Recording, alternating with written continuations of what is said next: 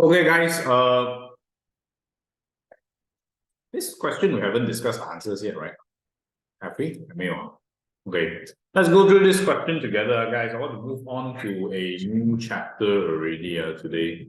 So if you look at this first question here, it says that a physics teacher suspends 2 pointers. 2 pointers in a magnetic field. One pointer is made of brass, another one is a magnet.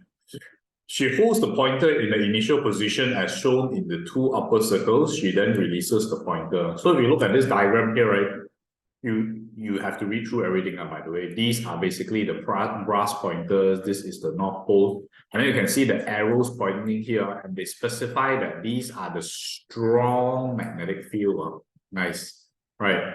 And then they ask you to draw the final position of the brass pointer and also draw the final position of the magnet.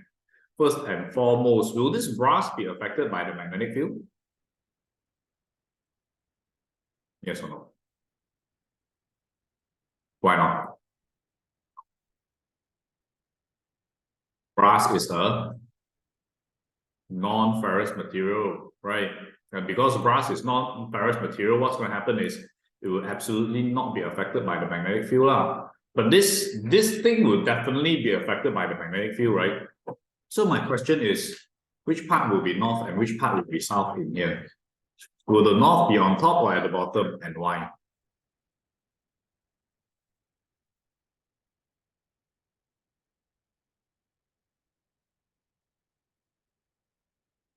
Evan, will the brass be, sorry, will the small little magnet here be affected by the magnetic field, and which position will it be finally?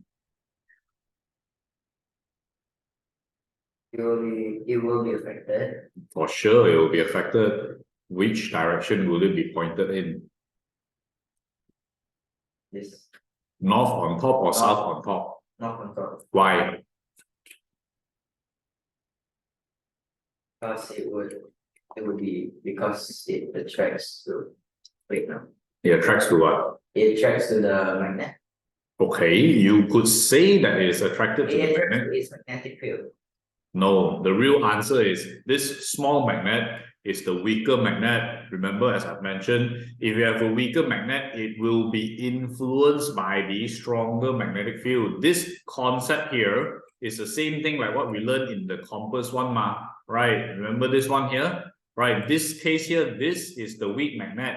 This is the stronger magnet, and this weaker magnet will always follow the direction of the magnetic field, the stronger magnetic field. But there's another way to look at this, guys. If you analyze this question in a different point of view, right? In order to have a magnetic field going upwards, what polarity should be at the bottom? What pole should this be? If there is a magnet here, north or south? NS. And yeah, it will be a north, and by right, this should be a south, right? Right. If you imagine this, if you imagine that these are the imaginary magnets on this question here, right? What's going to happen is this is the north, which is going to attract the south, right? And this is the south that is going to attract the north. This is the reason why a stronger magnetic field will influence the weaker magnetic field. You guys understand what I'm talking about or not? Okay. Then from here, they ask you to explain the position of the brass pointer. Brass is a non-ferrous material.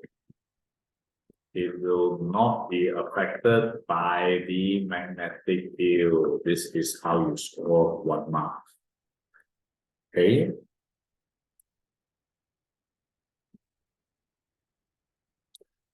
And after that, explain the final position of the magnet. You're going to say that the magnet is a ferrous material.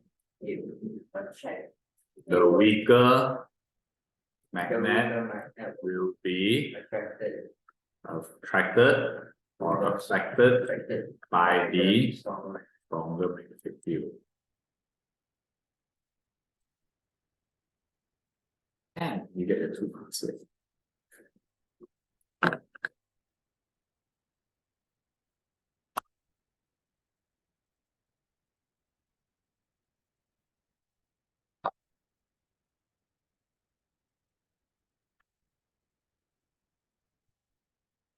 Okay. Then after that, suggest a material which the magnet is made of. What material should it be? Iron or steel, and why? Steel. Good. It should be made of steel. Why? Because steel can be used for permanent magnets. Good. Because steel is considered a hard metal, right? As you look through my notes, guys, you'll notice that I've already stated here, steel is considered a hard metal. Although it's very hard to magnetize, but once magnetized, it's very hard to demagnetize. Thus, it retains its magnetism. Whereas iron cannot, guys. Iron is very easy to demagnetize, so it's not made for permanent magnets. Very important. This one here for sure, they will ask you in your paper too. You must know this. Okay, we're very good at it. That's the exact answer I'm looking for. Okay, then this question here is a little bit tougher. Let's go through this question together, guys. It says that figure 8.1 shows a vertical current carrying wire passing through a cut at point X. So you can see that the current is coming downwards like this, right? First question I want to ask, guys. When I have a current in a wire, what will it generate again? Wait. Circles. No, not circles. Magnetic field. Yes, it will generate its own magnetic field, and we can determine its magnetic field using the what? Thumb your head. What is this? What hand rule is this? What you want me to go and beat you right now? What rule is this called? Right hand. What? Wait, bloody hell!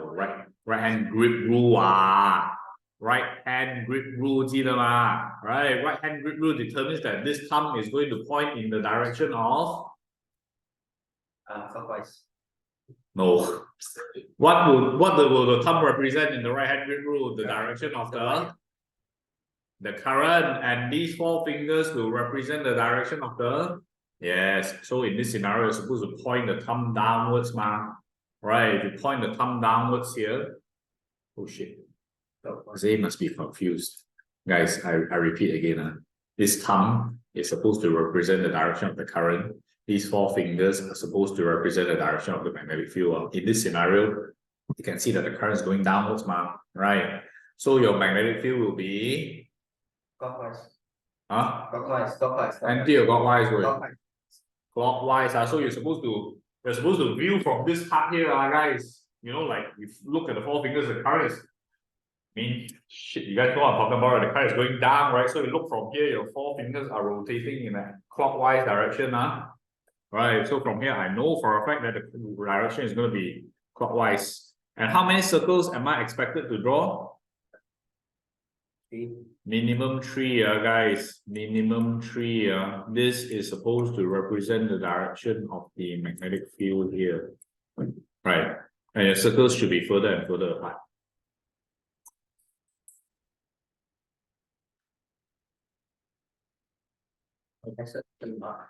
Yeah, easy, right?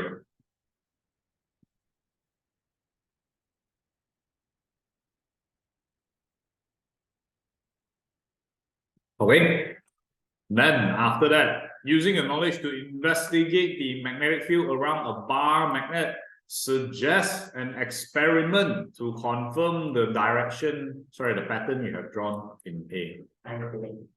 First and foremost, I have to sprinkle iron filling. This will give me the what of the magnetic field. Just the iron filling can give me the direction or not? No, it will give me the what?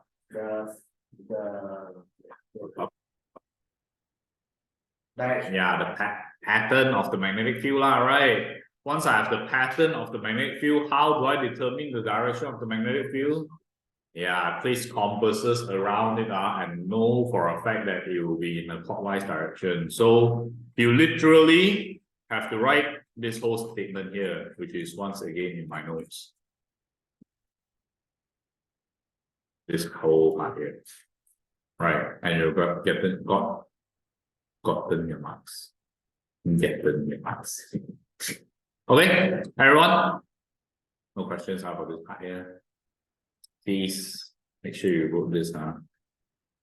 Then finally, oh no, not finally, second last question. A second current carrying wire is inserted through the cut at Y, suggests why there is a force at X right now. So basically they are saying right now, on top of this current that is passing through X, right, there's another wire that passes through Y, and maybe the current is going downwards also. They say that right now there is a force either pushing or pulling this wire away. Why? Why could there be? There's not a magnetic field line and wire line. So you're like interact and overlap and over. Very damn good, man, Evan. So what's going to happen is, as soon as I have a current flowing here, once again it will generate its own magnetic field, right? And as you can see, these two magnetic fields are going to overlap, meaning to say the magnetic field are going to interact with each other, right?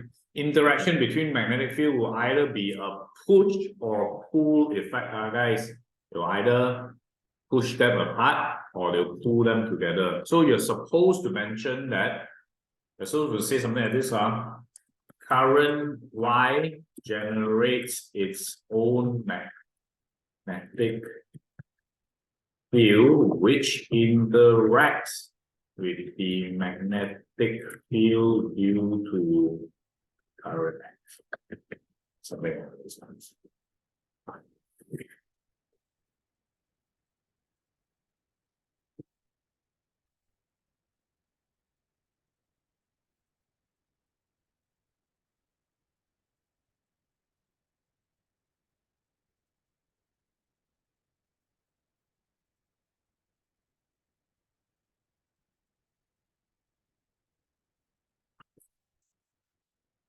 So keep down.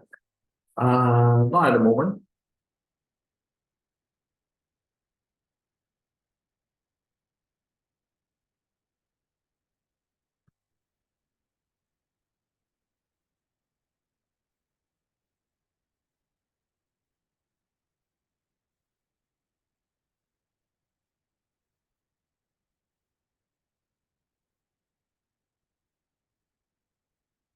Okay, now. Yeah, finally the Y is moved to Z. It still carries the same current. Pick the appropriate block to indicate whether the force is now smaller, greater, or the same. Will it be smaller, greater, or the same? Smaller. Why?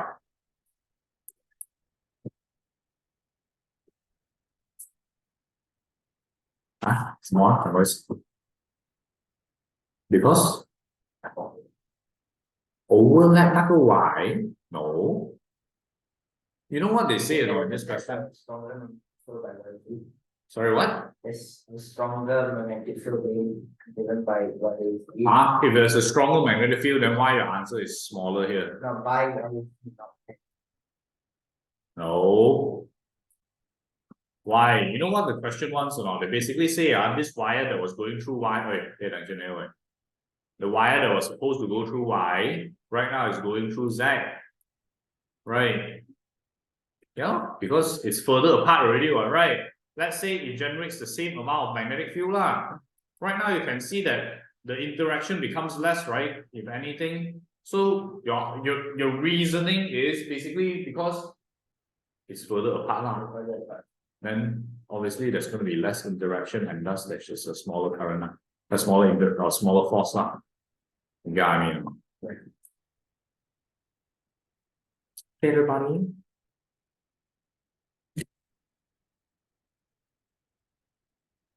Okay, flip to the next page.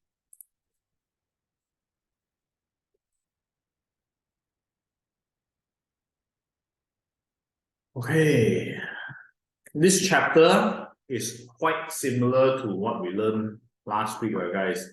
This is basically talking about electric charge instead of magnetic forces. Electric charges will either have positive and negative, similar to your north and south. They'll have fields that are going out or inwards. Right? So from here, I just want you guys to remember one thing only, guys. A lot of students, they write this very wrongly. Sometimes in the question, they'll ask them to write the electric charges, right? they dare to label this as magnetic fields or vice versa. If let's say I have north and south, right, they'll tell me that these fields are electric field. Make sure you know the difference, right? Magnets will generate magnetic field. Electric charges will generate electric field. First things first. Okay. And for your electric charges, first and foremost, you definitely know that there are only two forms of charges, or either a positive charge or a negative charge to me. Positive, very similarly like north, gold has electric field going out of them, and negative, very similar like south, has electric field going into them. Okay, one way that I can still remember what my teacher used to teach me is that you can always associate the positive to positive places. For example, the schools, the libraries, the church, the temples, and the Hindu temples, right? Without anyone teaching you, automatically you'll learn to leave one day, right? But the negative places are literally like the so-called bad places. For example, the nightclubs, the cyber cafes, the places that you're not supposed to go to, all these bad, quote unquote, again, bad places. Without your parents teaching you, automatically one day you'll find your way. Hey, I'm finally in the club right now. Hey, there's finally alcohol in my hand. Hey, automatically run out all these kind of things, which I think is the experience of life. Just don't go overboard, right? Like if you continuously drink 3 nights in a row and then pass out drunk, then that's a problem now, wouldn't it? So self-control is definitely important. Okay, anyways, from here, just remember this. Then the interaction between the poles and the charges are very, very similar. Of course, in your exam, I don't expect you to draw like so sharp star-shaped pattern here. Don't do that because you're literally wasting time. What I do expect you to do is you draw a cross, not a cross, like magnetic field, electric field, electric field, electric field, and then electric field, electric field, electric field, electric field. The maximum you should draw is 8 right? Which is literally a cross and a cross only. Then it's good enough for you. Don't draw the superstar pattern like this, you'll waste too much time. Okay? Can you guys copy this down first before we move on to the next part? Including the bottom part. Yep, including the bottom part.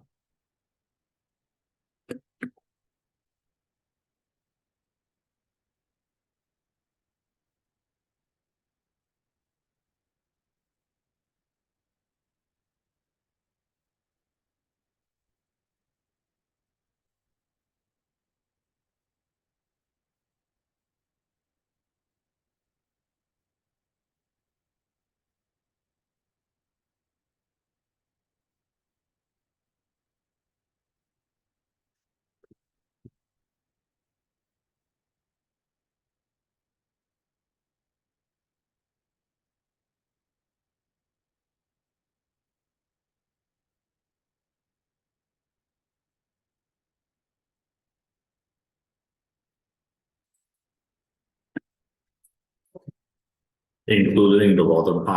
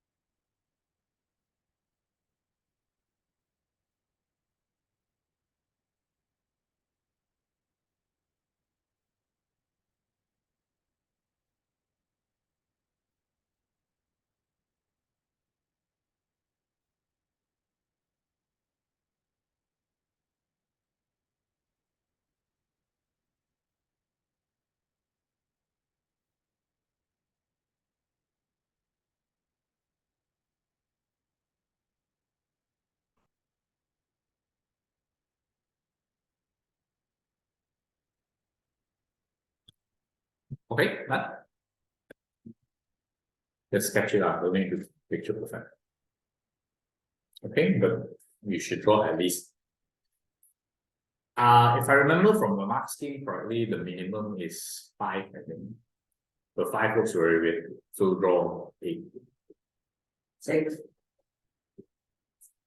So 6 should be like 3 on the side, 3 on each side. Yeah, I guess so. But I would always draw 8, looks nicer. But anyways, that's not an issue here. Okay, then moving on, these two statements are extremely important. Okay, listen when I say this, guys. Do you know that this electric field here, unlike the magnetic field, it's imaginary, you know? Do you know what it means to be imaginary? It means to say there's actually no such thing as an electric field. So how do they say that the positive charges has electric field going outwards? What scientists did was they placed a very, very, very small positive charge near another charge, right? And then they observed that obviously these two are positive, right? So they will be repelled. Positive charge, repel, positive charge, repel, positive charge, repel, positive charge, repel.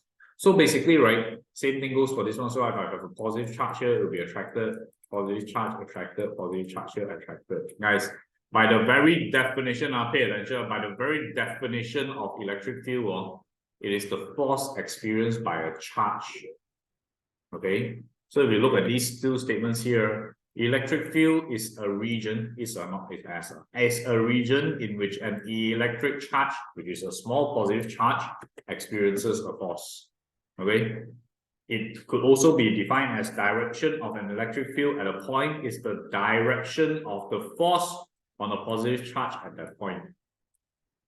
Okay, so basically you need to understand why, guys. There's basically the positive charge being repelled outwards, the positive charge being attracted inwards. And this gave rise to the electric field.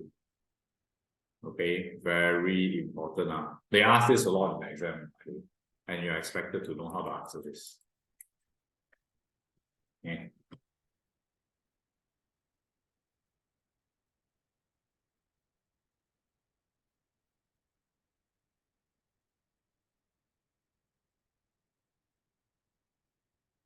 Okay.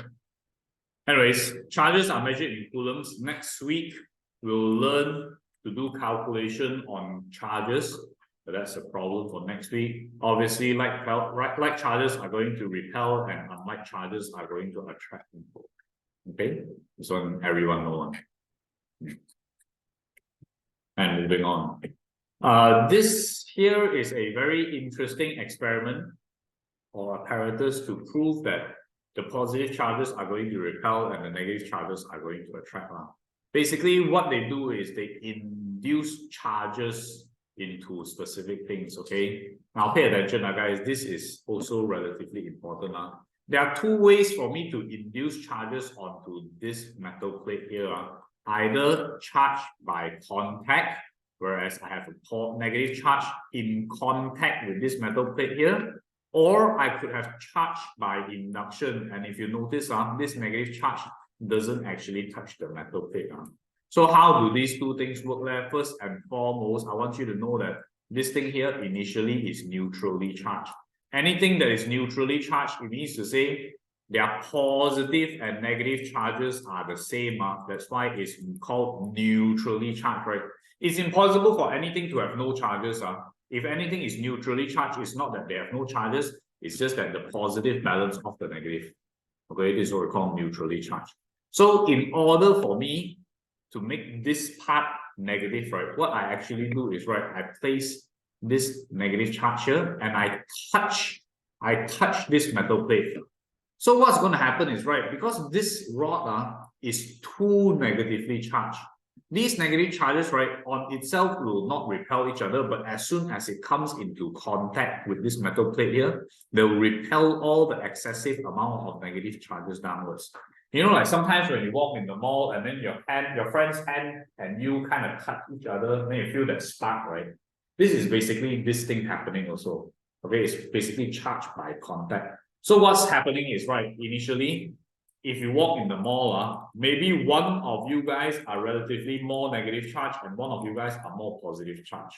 So what happens is, right, the negative charges will always try to balance themselves off. As soon as you guys come in contact, you feel that there's a small little spark in between you guys. It's not love, by the way. It's literally just the negative charges, which are usually electrons being transferred from one person to another, because the negative charges will always try to balance themselves off, okay, by repelling each other. Okay, so from here, once you understand this part here, right, you see that as soon as they touch, the excessive amount of negative charges will be repelled downwards here, making this thing negative charge and this thing negatively charged. As soon as you remove the rod, what's going to happen is these negative charges are basically going to repel each other. Okay, this is what we call charge by contact. Literally, you have to be in contact for you to charge up this thing here. Okay, and then another way is by charge by induction, which is something like this here. Okay, so initially this thing was supposed to be neutrally charged also, right? As soon as I place this negatively charged rod here, the negative charges here will actually be repelled downwards. So you can see that the negative charges are slowly going downwards already. Okay, but I want the negative charges to disappear. Okay, in order for the negative charges to disappear, I connect this metal plate with an earth wire. Guys, this earth wire is literally like a bridge. It's like a bridge for electron to flow, guys. They could either flow in or they could flow out. Okay, so what's happening here is, because right now this is negatively charged, it forces the negative charges to be repelled down onto the earth. Okay, it's being repelled down onto earth. As soon as I remove this earth wire and I remove this negative rod, this thing will become positively charged already, because all the excessive negative charges that was supposed to be here, right, are being transferred down from the earth wire already. Do you guys get what I'm talking about? Can you imagine the scenario here? Now, this part is always asked in the exam. You need to know how to remove negative charges from any objects, which is usually involving a earth wire and also a negatively charged rod. Okay, and you also must know the sequence of removing the rod and earth wire. Oh, bloody hell! Bloody keep yawning the whole time. No, I don't do it on purpose. Okay, so from here, you need to know, guys. First and foremost, you must remove the earth wire first before you remove the negative rod. Why? Because if let's just say, guys, pay attention. It will be asked on this later on. If let's say after I do this step already, right? After I do this step, I repel all the negative charges down onto the earth already, right? I remove the negative charge rod first. What's going to happen is, right, if I remove this, right now this thing is not here, right? This thing is net positive charge, right? Which would once again cause the negative charges to be attracted back upwards here. So at the end of the day, this thing will become neutrally charged again. But if you remove this one first, then only you remove this, right? It's literally, right, after all the negative charges has been repelled downwards, you remove this already, right? The negative charges cannot come back upwards, right? And thus it will make this thing positively charged. And when these both things are positively charged, they will repel each other. Do you understand what I'm talking about, guys? This is very important, by the way. Also always asked in your paper form. And you need to explain why it should remove the earth wire first. Okay, guys? Anyone has any question for this part? This is important. If you don't understand, you better ask me to repeat right now.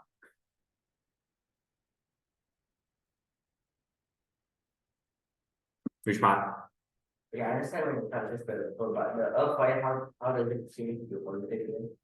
The earth wire allows all the excessive negative charges here to be repelled from the ground due to this thing repulsing it.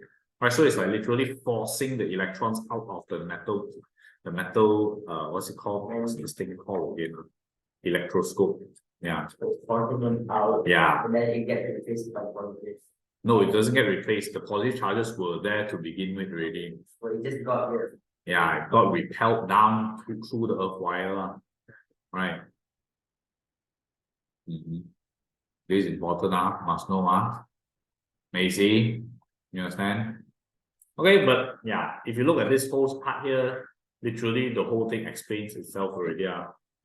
Number one, this is an instrument for detecting static electricity, which are usually the positive and negative charges.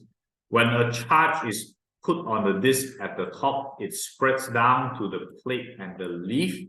This means that both the leaf and the plate have the same charges. They'll always have the same charges. But you'll never be tested on this. This is just good to know only. The leaf can be made to fall again by touching the disk. You have earthed the electroscope. Guys, you can act as an earth wire as well, guys. It's the same reason, like if let's say today you're dumb, right, and you stick your finger into the 3-pin plug, why will you die from electricity? It's because the current from the live wire is coming through your finger all the way to the ground through your legs. So you become the earth wire. You get what I mean or not? That's why you will die. Okay, but if let's say for some reason you can float on air, right, and put your finger in, you won't die from electricity because there's no flow of current. You're not earth to the ground. You get what I mean? So what if I'm standing on a table? Then you're just earth to the ground through the table only. You get what I mean? So unless I'm like floating. Yeah, but you're floating, but that's impossible. So in conclusion, don't touch the damn sockets because you'll die. Okay? So in theory, if I did that in space, nothing will happen. In theory, yes. Yes, exactly. Okay. So the electroscope can be charged in two ways, either through contact or induction, which is what I mentioned just now from this diagram. Okay. I like how you thought about that. Yes, that was the only way for that to work. By the way, guys, this charge by contact is the same process of how thunder strikes. You know, thunder strike is just literally a cloud of negative charges being earth, right? Like for example, these thunder clouds will keep having friction against the air and they'll get charged by induction. The same way, like you keep walking in the aircon room in the shopping mall, then you are charged up, right, due to friction or whatever. Then what happens is, right, usually all the tall buildings they'll have this thing called an electric rod, where they receive the thunder strike and they'll redirect all the excessive amounts of negative charges to the ground. Right? If you look at any tall building, for sure, they have a thunder rod receiving electricity to earth it back to the ground. Okay? But if, let's say, for example, today you try to be funny, right? And during a thunderstorm, you climb to the highest point of the tower. So what's going to happen is this thunder is literally going to strike you, and then through the building materials, earth all the electrons back downwards here. So yeah. For sure.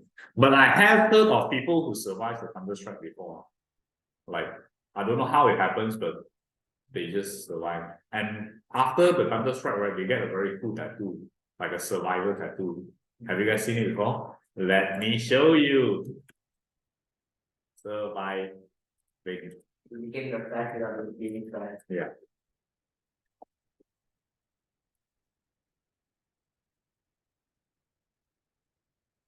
Yeah, these people like literally survive the thunderstrike and live to tell the tale. This is like literally a survivor tattoo. But it's not a tattoo, by the way, it's from the thunderstrike. Wait, Cool, right? Even if you do survive, will it affect you? I would like to think so. Because if you think about how our nervous system transport information is through small little electric pulses, right? When you thunder strikes you, right, it's equivalent to like, you know, like let's say this phone I plug 200 volts into it. It's the equivalent of that, you know. So basically you're charging yourself. Yeah, you're overloading yourself literally. So I would assume there is definitely some form of repercussions of getting struck by thunder, even though you don't die. But of course, I've never struck before. But my friend has gotten almost struck by thunder before. He said he was sitting at the cafe, just talking shit with one another friend, right? Then it was raining and they keep talking, right? They say the thunder literally struck right next to them. It was so loud and bright that he felt like you know, if you guys ever play Counter-Strike before, a flashbang throw in front of you guys. There was a bang sound and his whole vision went white. And then when he checked the ground, right, which I went to check also, the concrete cracked, you know. The damn concrete. Huh? You know, 你死不去 哦。So, like 他跟我讲 then 我们就坐着 let's say for example we're sitting here, right? Thunderstruck here, that day I went to visit the spot, right? Wow, literally the whole thing cracked open, you know. So it's like, wow, like that also never die. Jesus gave him a warning. Jesus gave him a warning, man. Seriously, you know that is damn lucky. You know, if let's say the thunder struck a little bit more on the left, he died already that day, or at least get a very cool tattoo. And has a nervous system that doesn't work. Yeah, I would assume so. But hey, people survive through, so I guess it ain't that bad. Interesting, right? Don't ever run in the open field when there's rainstorm, by the way. One time, I don't know why, like we had a ball game, it was thunder. But apparently the referee thought the thunder was light enough to this complete thing. Yeah, so you're literally playing Russian roulette. If let's say there's a thunderstorm here, right?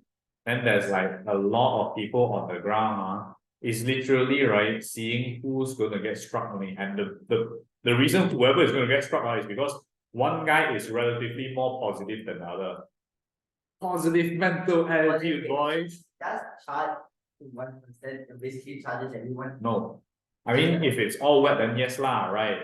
But usually, if let's say it's not wet and it's only thunderstrucks, right? Because I don't think you were playing in the rain, right? Were you playing? Yeah, we were playing. Oh, then you're all gonna die. Or there's enough people to distribute the charge and then you all don't die.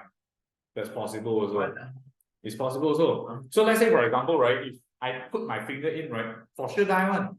But if let's say we have like 100 people holding hands, then I plug my finger in, right, we won't die one. I think that's not yeah, which is not advisable. I mean, it's supposed to work on theory only, by the way. Like, don't try to like, hey guys, my physics teacher say. And next day, oh, whichever school 100 students died from trying a stupid experiment. Yeah. It's a dream. I don't see nobody get paid. It's on theory only, yeah. The theory is because if you have a lot of people chained together, you have high enough resistance so that the current is low enough and won't kill you. But having said that, it could still have a very high voltage and still kill you. Okay, so it's just on theory. Don't try it. Don't try. So you can voltage equals current units. You can do the calculation first. Yeah. Don't try anything funny, okay? You will die. You will most likely die than not. Okay. And final thing I want to talk about for today, before I throw you guys into the exercises. This is basically charge by friction, guys. Charge by friction is literally, as the name suggests, you charge up through friction. If you notice, guys, if you ever played with a balloon and you try to rub it against your hair before, you'll notice that after pulling it, your balloon kind of attracts your hair, right? It's because in all the things that we have right now, right? Some materials have a higher tendency to accept electrons, making them more negative, and some materials have a higher tendency to donate electrons, making them more positive. So when I rub my hair against the balloon, right, maybe the balloon is accepting electrons, right? So this balloon becomes negative and my hair donated all the electrons away, so it becomes positive. When I pull it up, it kind of attracts it. One very interesting experiment you can do in school, right, is charging up your ruler and placing it next to a stream of water. Have you guys seen that experiment before? Bending water. Ruler.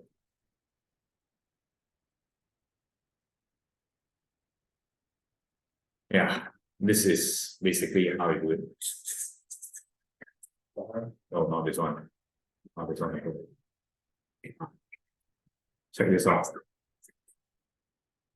This is not good to you. Maybe this one.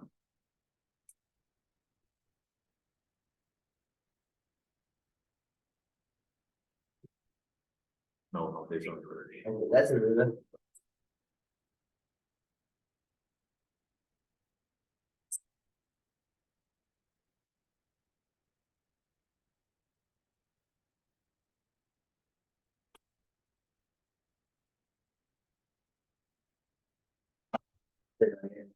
Well, that's close enough. But you can do it with the water one also. Alright. So you're a water bender right now.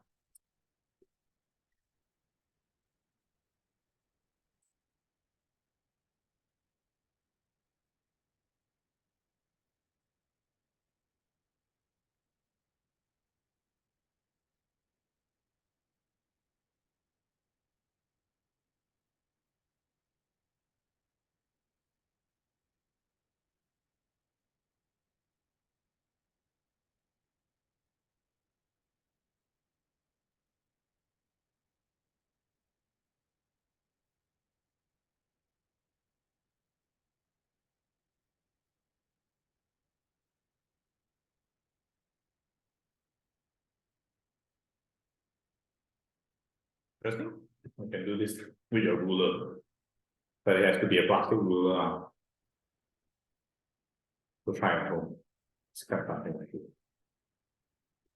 Okay. Then the reason is because some materials have a higher tendency to accept electrons and some materials have a higher tendency to donate electrons. Right. So if you look at this statement here, which for some reason is already painted, I don't know why. Oh, I have this ruler.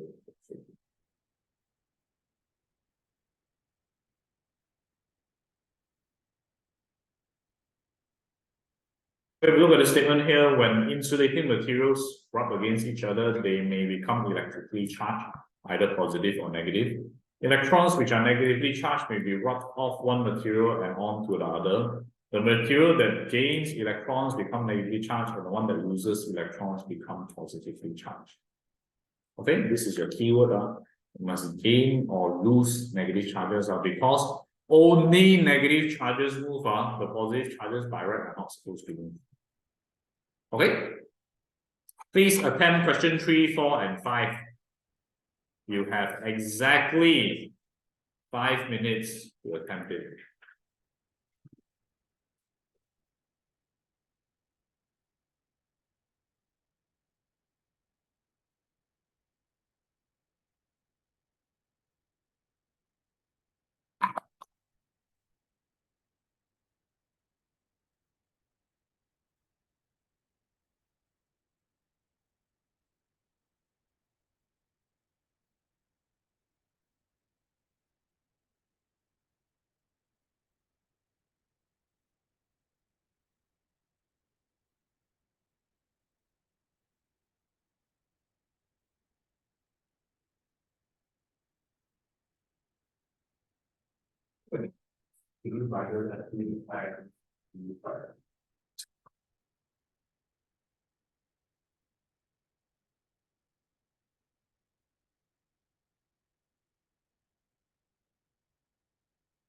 Oh, questions usually come in paper 4, right?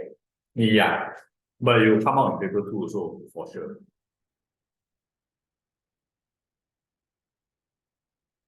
Of all the physics, which one tends to come out most in paper 4? Hmm? Of all the 6 physics, which one tends to come out the most? General physics. General physics. They will usually have 3 out of 11 questions. Alright, it's only 11 questions. Yeah. 11 big questions, including 1A, 1B, 1C, 1D, or 1B, 1B2. So it's not just 11 questions. It's basically like 4 to 5 questions.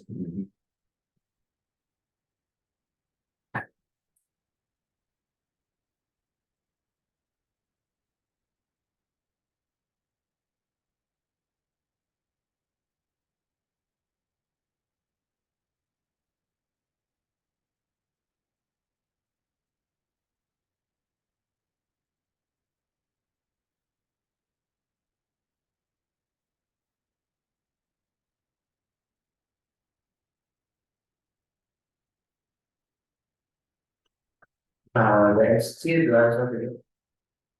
Oh, you're done with the 3 already? You can start attempting that because that will be the next one already.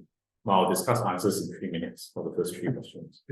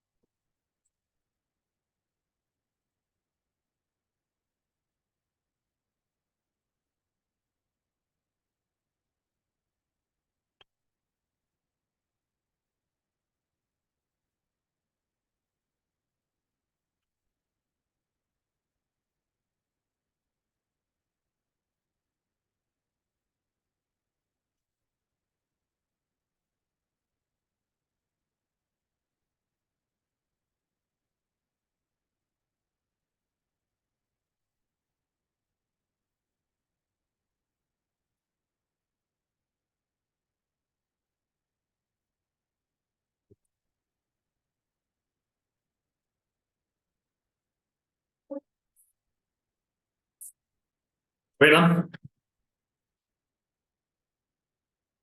Let's go through the first three questions first, guys. What makes copper a better electrical conductor than polyethylene is because, in terms of the electron, what am I going to say? Good. Copper is better against electrons. Copper has what? What? Has what? What do you say?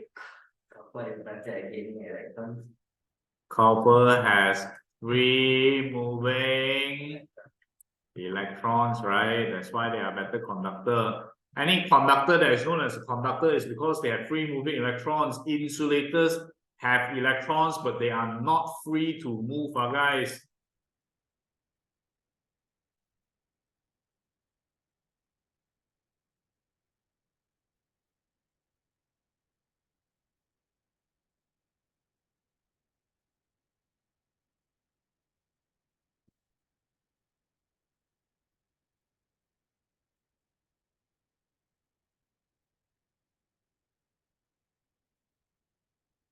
Then why is it easy to charge a polyethylene by rubbing but not copper? Guys, like I mentioned now, when you rub your ruler or your balloon, right? These balloons, they can gain charges because they are insulators. When the charge is embedded onto these insulators, they retain the negative charges. But if you try to take a metal ruler and you constantly rub it against your hair or whatever, right? It's not going to gain or hold any charges because even as soon as I conduct negative charges to the metal ruler, it will conduct it away straight away. So it cannot retain its negative charges. You guys understand what I'm talking about or not? Okay. Only insulators can become negatively charged or positively charged. Conductors cannot hold charges, guys. Okay, and that's your answer for question number 4.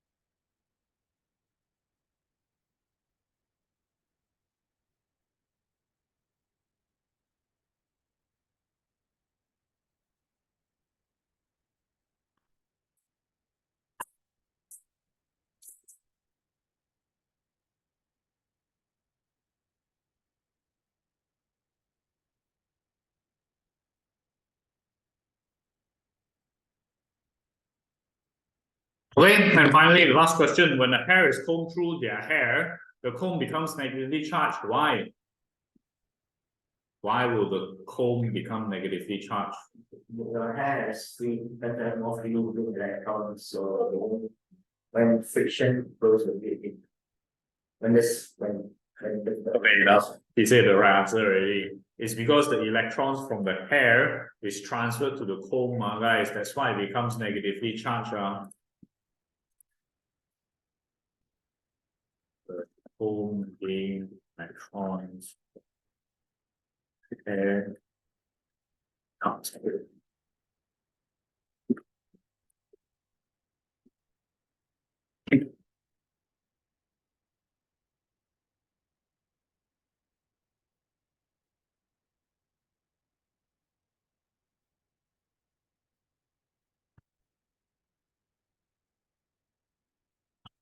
Okay, and yeah, please attempt your ABCs right now. You have once again exactly 6 minutes to attempt it. Are you done?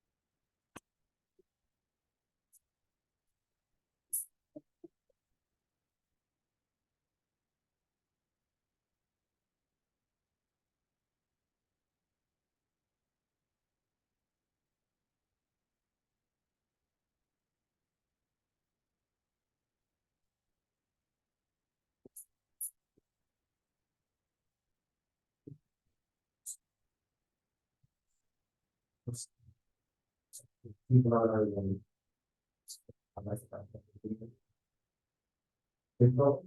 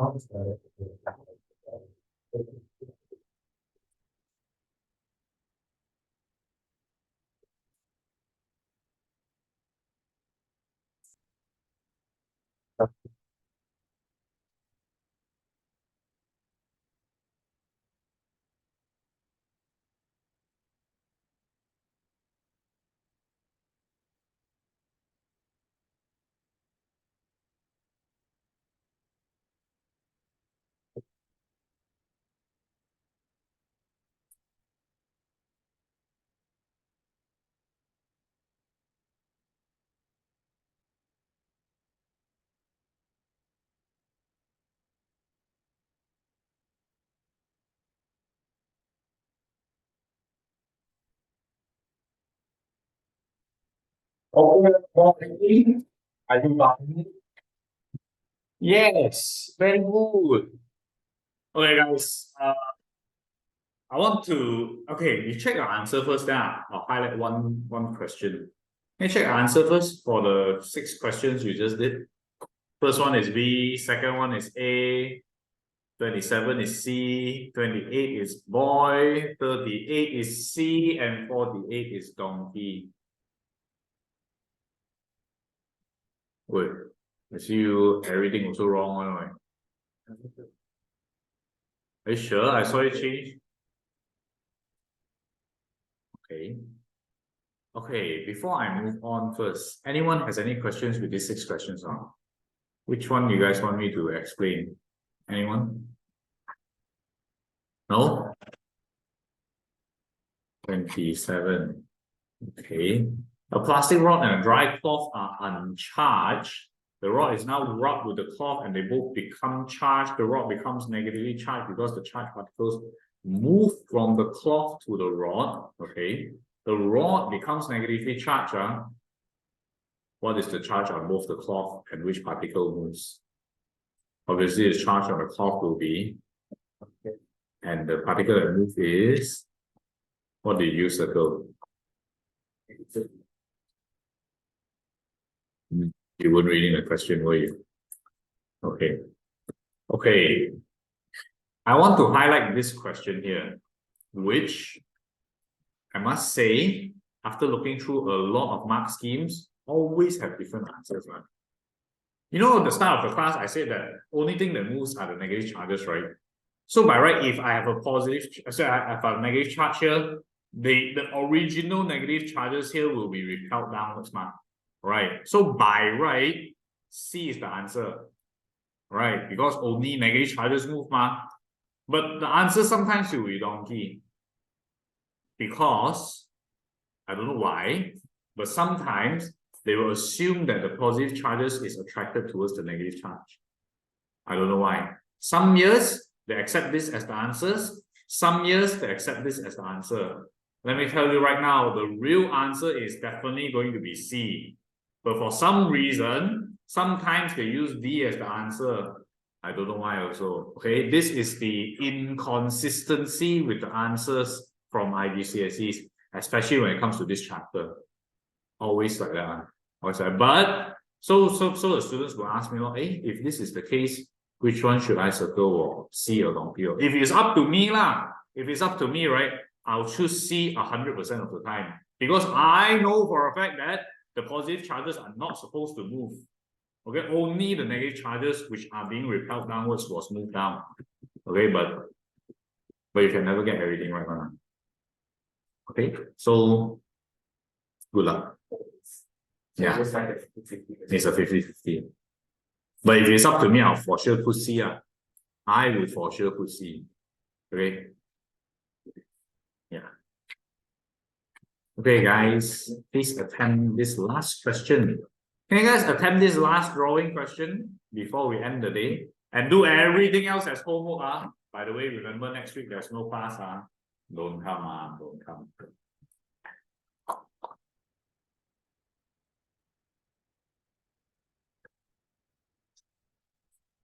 Bro, that's too much already.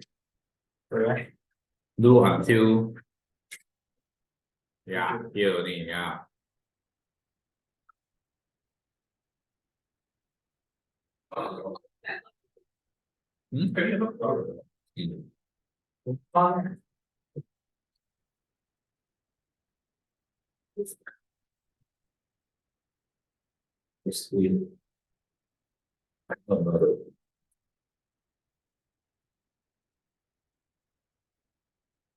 That's like before our physics exam, we were like talking about the static, like you have to remember that part. You know what my friend said? 3 years of masturbation and repairing. And was that the joke? Actually, Yeah, where's the punchline? Let's see. You guys are wild. Okay, stop doing this and draw these two. Follow the question and tell me what should it be. Please use a pencil, by the way, because you very likely get this answer wrong.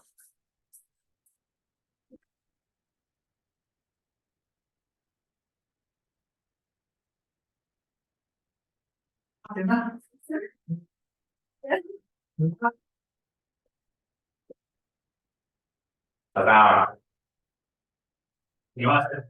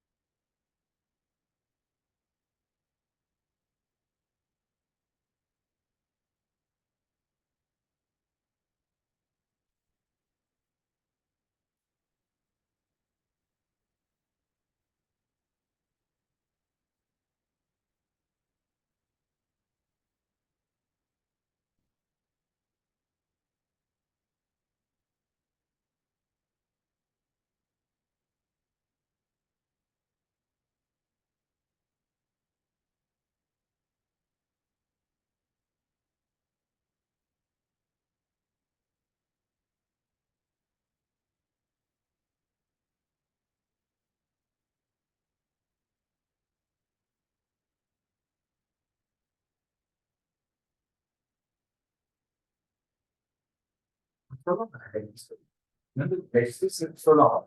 Yeah. All of the chapter. The electricity chapter is the equivalent of general physics. It's also times the one. Not something wrong again. No? Oh, after telling you to use a pencil, you draw a pen. That is not right. Those in the computer. Not you draw first.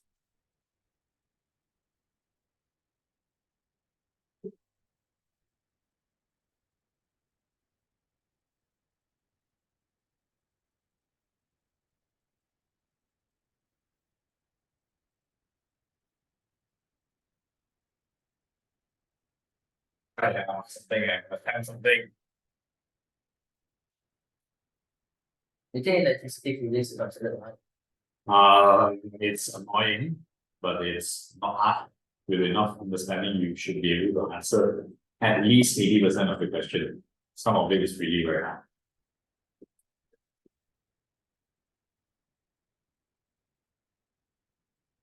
Just can't see anything else on them to the lots of time.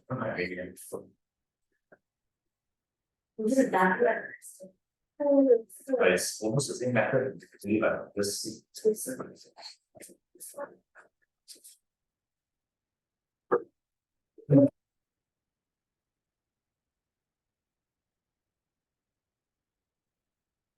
So how, Helen? Why is it flying on top? Can you tell me why? Okay, guys, pay attention. Let's go through this question together before I end the day. First and foremost,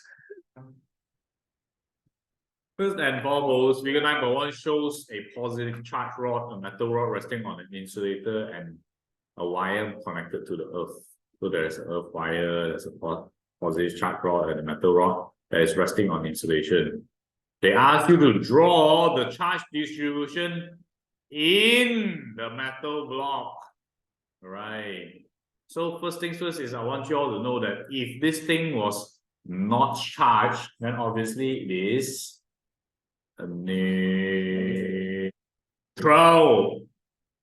Negative is a charge, isn't it? It's neutrally charged.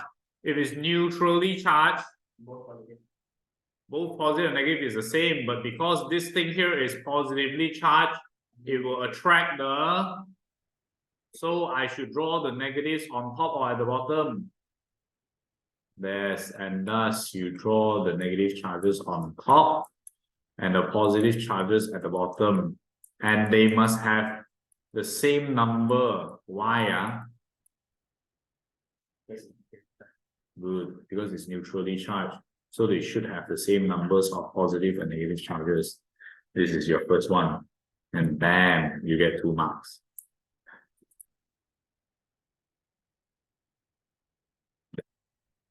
After that, they say that the earth wire is held against the metal block as shown in 9.2. And the positive rod is still there. Right now, what's going to happen if I connect this earth wire to the metal block? All the positive charge will go up. Negative charge. Where will the negative charges go? Up or down? Down. Why up? Why down? Sorry. But if negative will go up. But I said the negative charges here went down already. Yeah, the negative charges, what your answer is correct, by the way. Both of you guys are wrong. Your answer is correct, but I want to know why. And your answer is wrong because it will only go down if I have a negative charge that repels it downward, right? Right. But in this question here, is anything repelling it? So, Maisie, why? Will it go up or down? Why?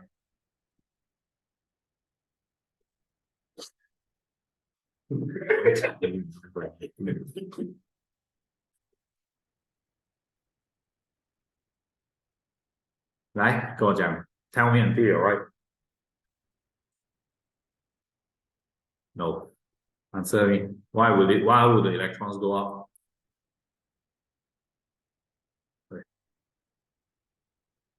It's because it's attracted by this positive rod, right? Bro, what the hell? Are you guys looking at the question or not? Yes. So when you draw, how? Should be the same number of positive charges? Should be yes or no, and why? Okay, your answer. Is it a no? Is it a yes? I don't know. My question is, will there be the same amount of positive charges as the negative charges here? Why not? Because it's a y. Good. It indicates that the excessive negative charges is being attracted upwards already, right? Making this thing for charge. Yeah, it becomes negatively charged. Understand, everybody? Okay. Right, the rest of it, do your homework all the way until you see this ball here. Okay, and we'll discuss the answers until here. Then after that, we will most likely continue on with the electricity chapter. Oh, no class next week, so you have literally like 2 weeks to do the paper. Please do the homework. Especially you. And especially you. Okay, I'll see you all next week. I mean, next week. Bye.